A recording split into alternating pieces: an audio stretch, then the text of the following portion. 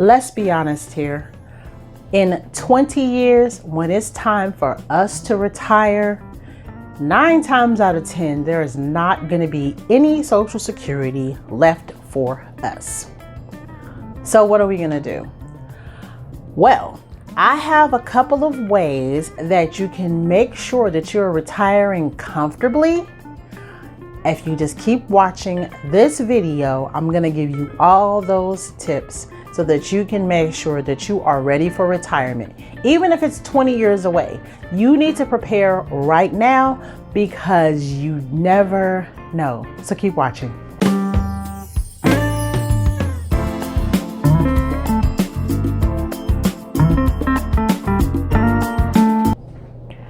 Hi there guys, and thanks for joining me at the Financial Spotlight. I'm Chantrell and I'm here to give you financial tips and tricks that are going to help you on your road to know your money better. And today what we're talking about is retiring and the possibility that there's not going to be any more Social Security left for us. Even if we're paying into it through our jobs, every single paycheck, it's a possibility that those funds are going to be exhausted. So if that happens, I have no idea what the government is going to do. Please don't ask me because I do not know. But I know what I'm going to do, and I'm going to make sure that I am financially ready, and I want to make sure that you're financially ready just in case that happens. So the first thing we want to make sure that you do is, yes, pay into your 401k or 403b or whatever your job has set up. If you work a 9-to-5 job, whatever your job has set up for you, you need to make sure that you're paying into it out of your paycheck every single time you get paid, because you want to know that there is something being saved up for you and that there's interest building on it, or that it's gaining money, more money for you for the future. Now, it all depends on your income. Also, it depends on what you want to retire with when it's time to retire. So you have to base your deposits into your 401k based on those couple of things. So I have a retirement book that I put together, or actually a digital download or digital book that I put together a couple of years back, but it still applies today. And if you want to get that, go ahead and click the link down in the description box, use the code, and you can get the discount on that ebook. But basically, it's just going over how and what you need to do to prepare yourself for your retirement and how much you should be putting into your 401k to prepare yourself for retirement time. I also had a whole series a couple of years back also about retiring and how it's essential to be prepared and what those 10 steps are to be prepared. So I will also put that up here in the top, and I will link it down in the description box as well. So like I said, you want to make sure that you are putting the amount into your 401k that you can. If you are able to, you want to use or put in the maximum amount. That would be a great resource for you once you retire. The second thing that you can do is to start depositing money into a certificate of deposit. That's a CD account. Now, you can go to any bank. I think that you can go to any bank, especially your own bank, and ask them for a certificate of deposit. Now, there are various time frames that you can get. There's 6 months, there's 12 months, there's 2 years, there's different time frames that you can get. And the more the time frame, so the higher the time frame, so if it's a 2-year one, then your interest rate will be higher that you accrue at the end of the time frame that you have the money in your certificate of deposit. It is so easy to sign up for it, and a lot of banks allow you to put in a certain amount, no minimum requirement. So, for example, my bank, Some of the CDs require a minimum of $1,000 deposit, and then the other CDs just say that you need to have $50. So if you are more so on the $50 side, then that is a great way for you to start saving your money for retirement. You want to put that into the CD. It's really helpful if you are not a saver and you feel like you have the itch to go in there and withdraw. The certificate of deposit is kind of takes a couple of steps in order to withdraw from it.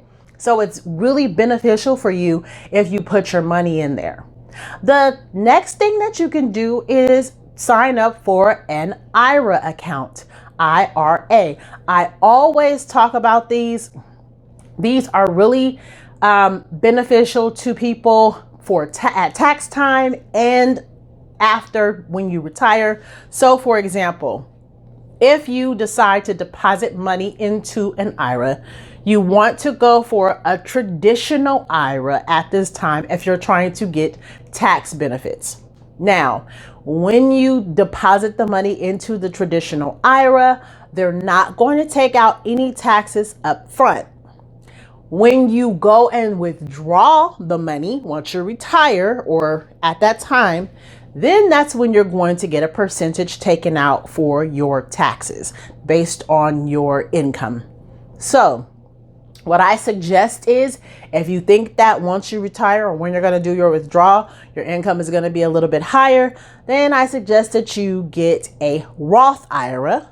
And a Roth IRA is where they take the taxes out up front, like right now, and then they put the deposit into your account. So say you deposit $100, they'll take $10 out of it, because it's 10%, they'll take the $10 out of it, and then you've deposited actually $90.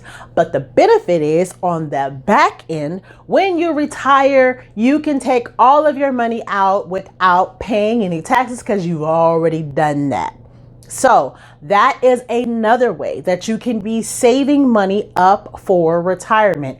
And in your IRA account, there are other things that are going to be changing and the interest rates are going to be going up or down. And so you need to just make sure you keep an eye on that. The same way you have to keep an eye on your 401k with your job, the same way you would have to keep an eye on stocks and things of that nature. You need to keep an eye on your IRA account just to make sure that it is making the money the way you want it to be made. Hey, have you had a chance to join the family yet? If not, go ahead and click the subscribe button and join the family today. And also turn on those notifications so that you can know exactly when we're going to post here on the Financial Spotlight channel. All those juicy financial tips and tricks for you. We'd love to have you. And the last thing that you can do is invest your money in an ETF or into ETFs. Those are exchange traded funds. Basically, they're a grouping of stocks or securities that you can invest your money in. And when you invest your money in that, you know that your money is growing over time. Again, it is so important to have your money diversified. I've said this multiple times. Diversifying your money means, number one, having your money in various locations for savings and for building and for stocks or whatever it is that you're going to invest in. You have various savings, you have various investments, and you also have various bank accounts. So like I told you before, you don't want to keep all your money in one bank account. You want to have different, or one bank rather. You want to have various banks just in case we have an issue like we did a couple of years back where one of the banks decided, and we're not going to help you out. So we don't want to do that. We want to make sure that our money is safe. Just in case you go to one bank and there's a problem, you need to be able to go to another bank and know that your money is there. So I hope this information has helped you. If it has, go ahead and like it, share it with your friends and family. And again, if you are planning for retirement and you need a little bit of information or a little pick-me-up or a step-by-step guide, basically, Go ahead and download the retirement guide. I have linked it in the description box. It is a 10-step plan for you to prepare yourself for retirement. And this is going to give you a step-by-step guide, and it will definitely help you. Thank you so much for watching and have a great one. Bye. If you want to see more about retirement and what you need to do next to get on the road to retirement, that 10-step process, go ahead and watch this video next to help get you on your way.